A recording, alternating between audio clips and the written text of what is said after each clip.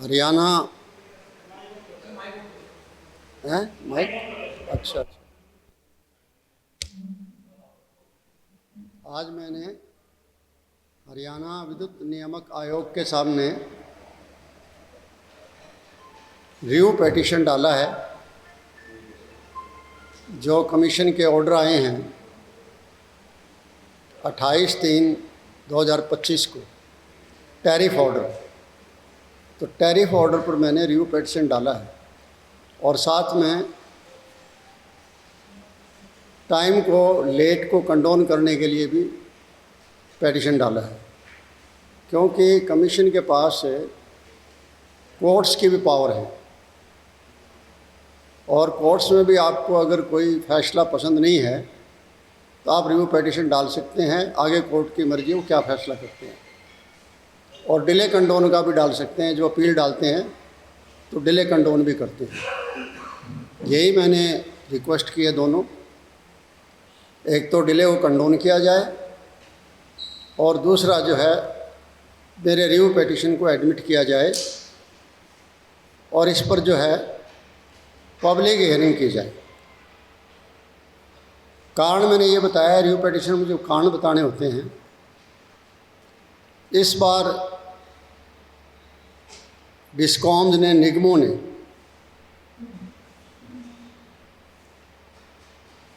जो फाइलिंग डाली थी अपनी वार्षिक राजस्व रिपोर्ट, जिसको हम एनुअल रेवेन्यू रिक्वायरमेंट कहते हैं, उस फाइलिंग के अंदर और तो सारी डिटेल दी हुई थी, लेकिन टैरिफ नहीं दिया हुआ था। प्रपोज्ड टैरिफ जो है वो हियरिंग के टाइम दिया जाता है। जब कमीशन ने हियरिंग कॉल की तो किसी उपभोक्ता के पास टैरिफ के बारे में कुछ भी नहीं था कि किस उपभोक्ता पर कितना असर पड़ेगा, क्या रेट होंगे।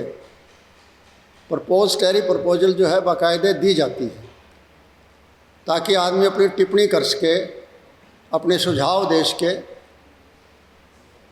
उन चीज़ों के अभाव के कारण जब सुनवाई हुई तो 2-3 एसोसिएशंस को छोड़कर दूसरे कोई लोग जो है फाइलिंग नहीं कर पाए थे, कोई ऑब्जेक्शन वगैरह, कोई सजेशन वगैरह। और दूसरी बात यह है कि इस बार अप्रैल का महीने में बजट आपके बिल आए, मई के महीने में बिल आए। दोनों बिलों में इस टैरिफ ऑर्डर के हिसाब से बिलिंग नहीं हुई। इसका मतलब कि हर आदमी संतुष्ट था, काम चल रहा है, उतना ही है, बढ़ाया नहीं है। जून में तीसरे और चौथे हफ्ते में बिल आए हैं और बिल ऐसे आए हैं कि बहुत ही शॉकिंग है। एक शौक की लहर हर आदमी में चली गई। इतना बड़ा वजन मारा है जिससे हर आदमी पीड़ित है। जगह जगह विरोध हो रहे हैं, चाहे वो डोमेस्टिक कंज्यूमर है, चाहे वो कॉमर्शियल कंज्यूमर है और चाहे इंडस्ट्री कंज्यूमर है। इंडस्ट्री कंज्यूमर का तो यहाँ तक कहना है कि हमारे लिए अब इंडस्ट्री हरियाणा में वायबल नहीं रहेगी और ख़ास करके जो कन्वेंशनल इंडस्ट्रीज़ हैं, जो एम्प्लॉयमेंट ज़्यादा देती हैं, अगर वो हरियाणा से पलायन करती है तो हरियाणा प्रदेश का बहुत बड़ा नुकसान हो जाएगा। अब मैं बताना चाहता हूँ कि जो मैंने उसमें डाले हैं, ऑब्जेक्शन डाले हैं, सबसे पहले तो मैंने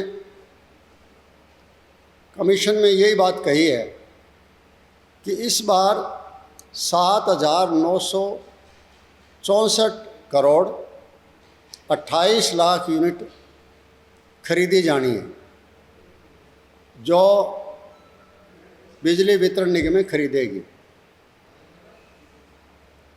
उसका जो रेट आएगा विभिन्न जनरेटर से खरीद रहे हैं, विभिन्न बिजली उत्पादन करने वाले संयंत्रों से खरीद रहे हैं। उसका रेट का उन्होंने लिखा है कि 3 रुपये 12 पैसे रेट पड़ेगा। खरीद रेट 3 रुपये 12 पैसे। लेकिन जो उपभोक्ता को देनी पड़ेगी वो रेट होगा 7 रुपये 29 पैसे प्रति यूनिट। इतना बड़ा जो डिफरेंस आ रहा है, इसका मतलब है कि डिस्कॉम्स अपने खर्चों को कंट्रोल नहीं कर पा रही है, अपने लॉसेस को कंट्रोल नहीं कर पा रही है, अपनी चोरियों को नहीं कर पा रही है, रोक नहीं पा रही है, बिलों की रिकवरी एरियर्स वगैरह को नहीं ले पा रहे हैं,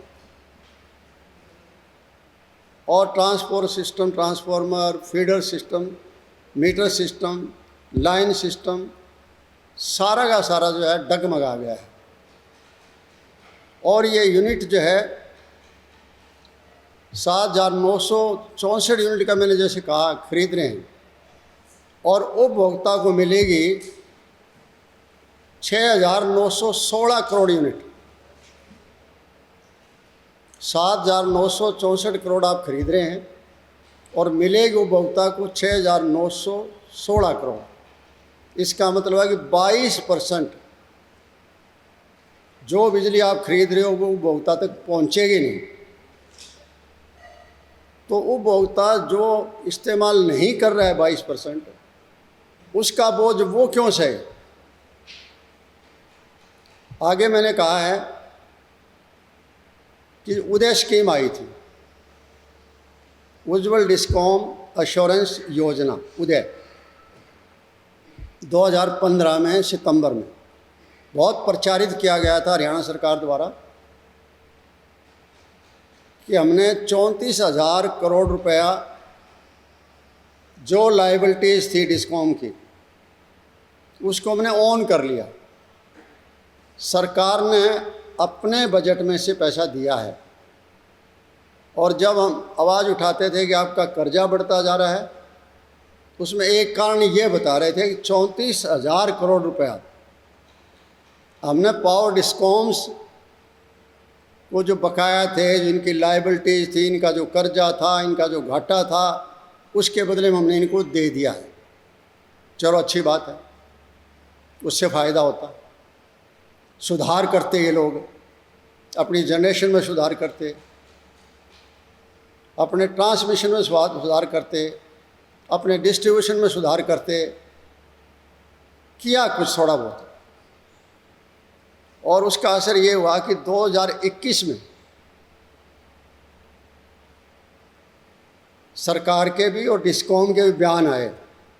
आप तो यहाँ पंचकुला बैठे हैं, यहाँ हेड ऑफिस है, आपने उस टाइम लिखे हैं, आपने सुना है कि अकेले दक्षिणी हरियाणा बिजली वितरण निगम में ने 800 करोड़ रुपए का लाभ कमाया है, और ये पहली बार हुआ है, ये भी बयान आया था।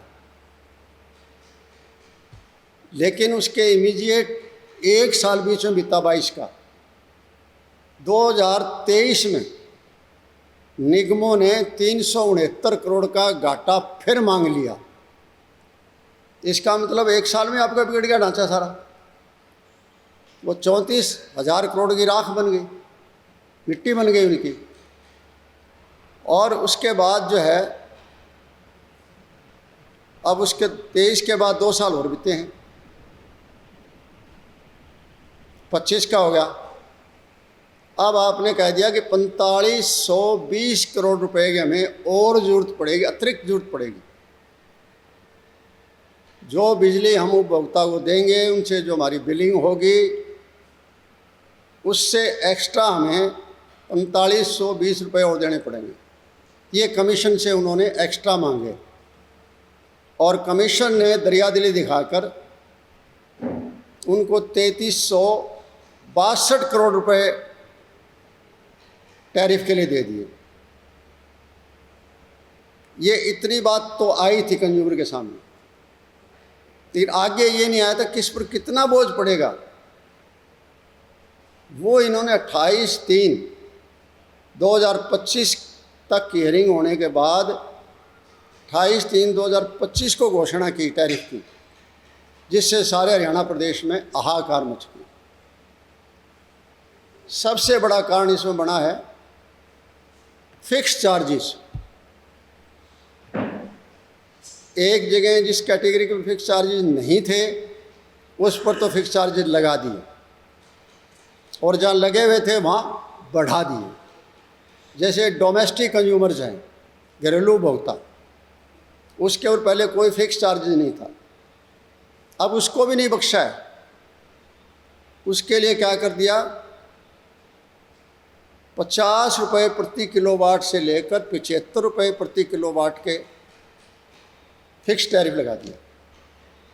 ये तो आपको देना ही देना पड़ेगा, और पर यूनिट का आपको अलग से देना पड़ेगा। उसमें पर यूनिट में क्या कहा है उन्होंने,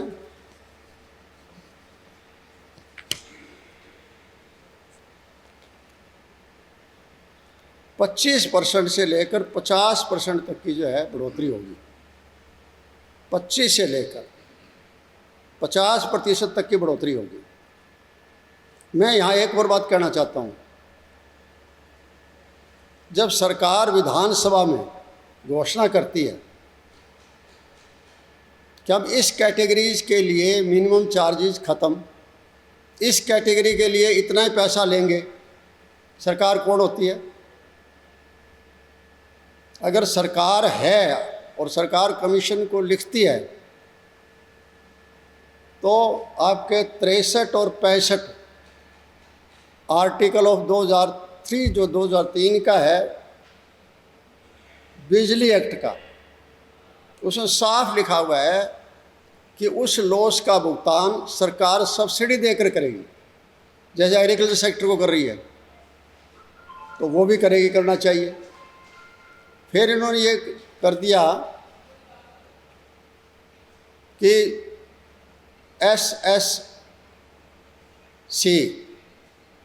एसएससी क्या कर दिया कि आपका जो ये सब्सिडी है, सरचार्ज सब्सिडी जो है वो आपको देनी पड़ेगी। कौन सी? मैं दोबारा बताऊं, CSS, cross subsidy surcharge, cross subsidy surcharge. अब क्रॉस सब्सिडी सरचार्ज के लिए इलेक्ट्रिसिटी कानून कहता है कि आपको धीरे धीरे इसको ख़त्म कर देना चाहिए, लेकिन अभी भी इन्होंने इंडस्ट्रीज़ को ऊपर जो चार्ज लगाया है उनकी बढ़ोतरी के ₹1.41 वो क्रॉस सब्सिडी सरचार्ज लगा दिया। अगली बात मैं कहना चाहता हूँ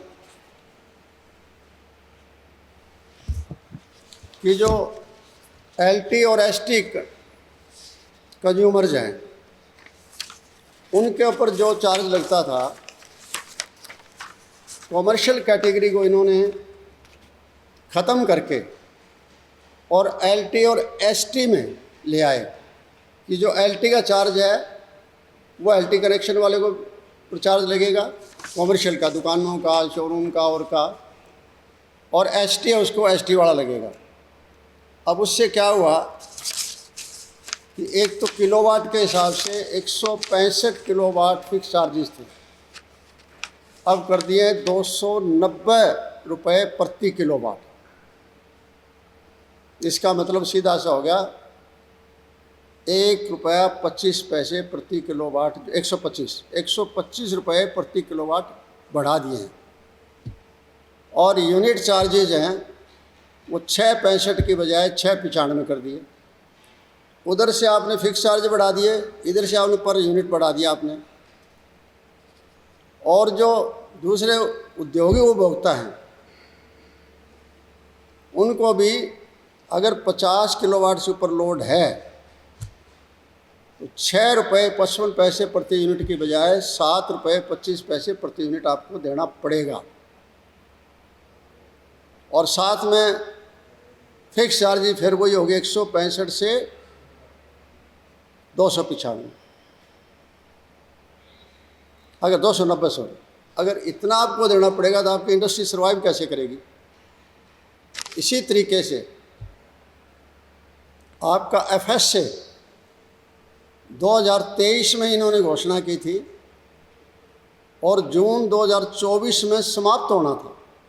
कमीशन के ऑर्डर हैं, कि ये 2024 जून तक चलेगा। फिर इन्होंने बढ़ा दिया जून के बाद, और अब इस ऑर्डर में फिर बढ़ा दिया अगले साल के फाइनेंशियल कंप्लीट होने तक, 31 मार्च तक 2026 तक। ये कोई तरीका है? ये तो तरीका नहीं है इनका किसी तरीके से। आप बार बार जो है ना उसको, ये नेवर एंडिंग प्रोसेस बन गया किस्म की, ये तो ख़त्म होगा ही नहीं फिर कभी।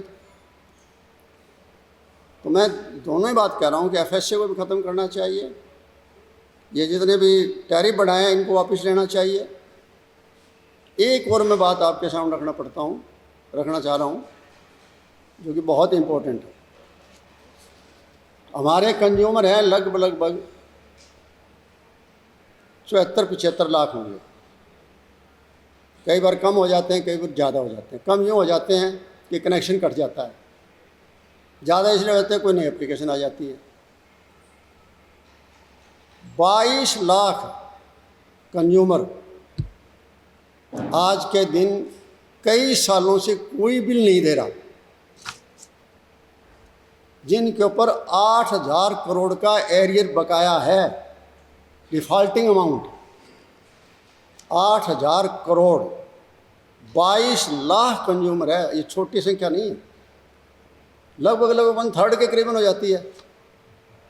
इसका मतलब है कि इन 22 लाख लोग जो बिजली इस्तेमाल कर रहे हैं, इनका वजन जो नियमित रूप से अपने बिल दे रहा है उसके ऊपर ही पड़ रहा है। इस पर क्या है कि मैंने डिस्कॉम ने कहा है कि इसको आप 100% रिकवरी मान के चलिए, हम इसका लॉस नहीं ले रहे आपसे। तो ये 8,000 करोड़ रुपए कहाँ खपेंगे? ये तो बढ़ते ही जाएंगे, बढ़ते ही जा रहे हैं, मैं देख रहा हूँ। और कुछ गांव तो ऐसे हैं जिनके ऊपर 100 करोड़ से फालतू एक गांव पर बकाया है। मैं गांव का नाम नहीं लेना चाहता, थोड़ा अच्छा नहीं लगता पब्लिकली, लेकिन 100 करोड़ से ऊपर बकाया है। उस कैटेगरी में 100 के आसपास 10-12 गांव होंगे। एक तरफ तो आप कह रहे हो कि आप स्मार्ट मीटर लगा रहे हैं, आप इलेक्ट्रॉनिक मीटर लगा रहे हैं, इसका मतलब है कि अभी तक आपके मैकेनिकल मीटर चल रहे हैं, अभी तक आपके इलेक्ट्रोमैकेनिक चल रहे हैं, अब तक आपके इलेक्ट्रॉनिक चल रहे हैं जहाँ आप स्मार्ट मीटर की बात करते थे। इसका मतलब है कि आप तो बार बार जनता और बोझ डाल रहे हैं और कुछ नहीं। और यही वजह है कि आज हर जगह विरोध हो रहा है, प्रदर्शन हो रहे हैं, धरने हो रहे हैं। मैंने कभी इंडस्ट्रियलिस्ट को प्रदर्शन करते नहीं देखा, पहली बार उद्योगपति भी कर रहे हैं। क्योंकि करेंगे क्या वो कहते हैं हम कहाँ जाएं। साथ लगता है एक उदाहरण दे दूँ मैं आपको, दिल्ली और राजस्थान का। दिल्ली में फिक्स चार्जेज हैं पर किलोवाट 125 रुपये, हमारे हो गए 290। राजस्थान में है फिक्स चार्जेस 160 रुपये प्रति किलोवाट और हमारे हो गए 290। अब राजस्थान और दिल्ली तो हमें डायरेक्ट इफेक्ट करेगा। इससे फालतू और क्या है, दिल्ली से फालतू मारने 3 तरफ हरियाणा पड़ता है। राजस्थान तो सारा हमारे साथ लगता है, कई 100 किलोमीटर हमारे साथ बॉर्डर है। भिवाड़ी लोग जाएंगे, बाढ़ क्यों आएंगे? भिवाड़ी साथ लगता है, हाईवे बन गई है, सड़कें, कोई दिक्कत नहीं है जाने की। इसलिए मैंने यही अपील की है कमीशन से। कमीशन तो यही कर सकता है, अपने आप रोल बैक कर सकता है। अपने आप भी जो है कई बार क्या करता है कि शो मोटो नोटिस ले सकता है। ये प्रोविज़न है एक्ट के अंदर, 194(1)(f) जो है उसमें तो है रिव्यू पिटीशन डालने का अधिकार, और उसी के अंदर ये दे रखा है कि शो मोटो भी रिव्यू कर सकता है। तो चाहे कमीशन शो मोटो रिव्यू करे और चाहे मेरे रिव्यू पिटीशन को एडमिट करे, ताकि लोगों को हम लोग रिलीफ दिला सकें। इसके लिए आपको तकलीफ़ दी थी कि ये एक बहुत ज्वलंत मुद्दा है स्टेट का, और इसके लिए अकेले कोई प्रदर्शन धरने उससे कुछ नहीं होना, ये होगा रिट फाइल करने से होता है, क्योंकि कानूनी कार्रवाई करनी पड़ेगी। अब जैसे कोर्ट फैसला कर देगा, आप कोर्ट के सामने जुलूस लेके जाएं, कोई असर नहीं है। अगर जुलूस लेके जाना तो सरकार के सामने जाओ, चाहे सरकार ताकि बड़े रेटों के बदले में सब्सिडी दे दे। लेकिन कमीशन के पास तो वो पावर नहीं है।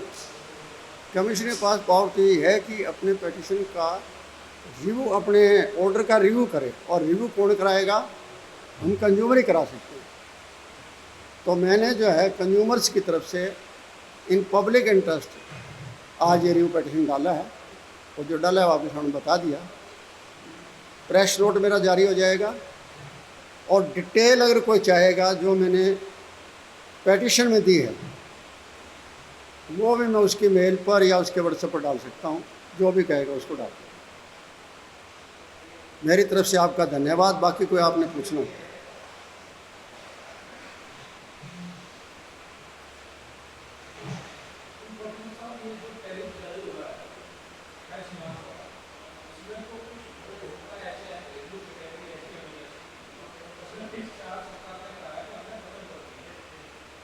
क्या कर दिया? हाँ, कब?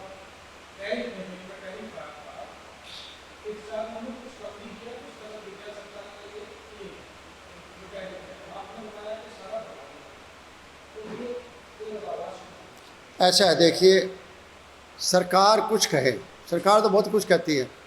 सरकार का तो मैं ये भी कहता हूँ कि सरकार तो बजट के टाइम घोषणा करती है कि हम मिनिमम मंथली चार्जेस ख़त्म कर रहे हैं फलानी कैटेगरी का। हम फलानी कैटेगरी का 0 से 50 तक का ये बिल देंगे, 0 से 100 तक ये बिल देंगे। जो बिल की प्रपोजल खुद दे रही है कमीशन को, उसके बदले में सरकार सब्सिडी क्यों दे रही? सारा झंझट ही ख़त्म हो जाएगा। तो जो आप किलोवाट की बात कर रहे हो, हमें तो कमीशन की माननी पड़ेगी। जो कमीशन ने ऑर्डर दिया है वो यही है कि डोमेस्टिक कंज्यूमर पर पहले कोई फिक्स चार्जेज नहीं लगते थे, और आज डोमेस्टिक कंज्यूमर के ऊपर किलोवाट के हिसाब से 50 रुपये से लेकर प्रति किलोवाट से 75 रुपये प्रति किलोवाट है। ये ऑर्डर की कॉपी में। और इसी तरह से मैंने जैसे इंडस्ट्री का और कमर्शियल का बताया, 165 की जगह 290 रुपये प्रति किलोवाट हैं। अब सरकार क्यों कहती है, क्या नहीं कहती है, अब उसके बारे में तो मैं कोई जवाब नहीं दे सकता। मैं तो ये कह सकता हूँ, मैं तो कमीशन की बात को मानूंगा, नहीं कि सरकार, क्योंकि बिल तो मेरे पास कमीशन से आएगी। और मैंने ये भी पढ़ा है आपके अखबारों की मार्फत कि पंचकुला से 4-5 लोगों के बिलों का जिक्र किया गया है, जिसमें 4 गुना बिल आए हैं। वो मुझे समझ में नहीं आ रही कैसे आए हैं। जो ठीक कह रहे होंगे, हो सकता है कि बिल की जो है कैलकुलेशन यूटिलिटीज़ वालों ने, डिस्कॉम वालों ने को गलत किया होगा। वो तो चैलेंज किए जा सकते हैं, वैसे ही किए जा सकते, दफ्तर में चैलेंज किया जा सकता है।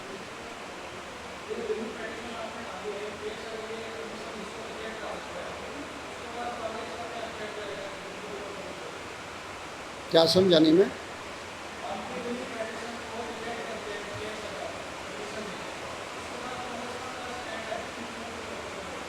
कमीशन क्या करेगा? इसके बाद कमीशन जो है इसको एडमिट कर सकता है, रिजेक्ट कर दिया। इसके बाद एक ही तरीका है कि आप फिर एपीलेट अथॉरिटी में जाओ, एप्टल में। एप्टल है दिल्ली, कोर्ट रिलीफ नहीं दे सकता, एप्टल देगा। इसके बाद अपील वहाँ डालनी पड़ती है। एप्टल APEL है, एपीलेट अथॉरिटी बोलते हैं इसको। एक बार मैंने वहाँ भी फाइल की थी, ये शायद 2012-13 की बात है।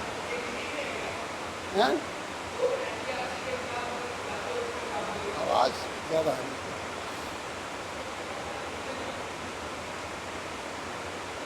और कोई पूछ नहीं होती, चाहे नज़दीक आए पूछ लेना, आवाज़ आ रही है।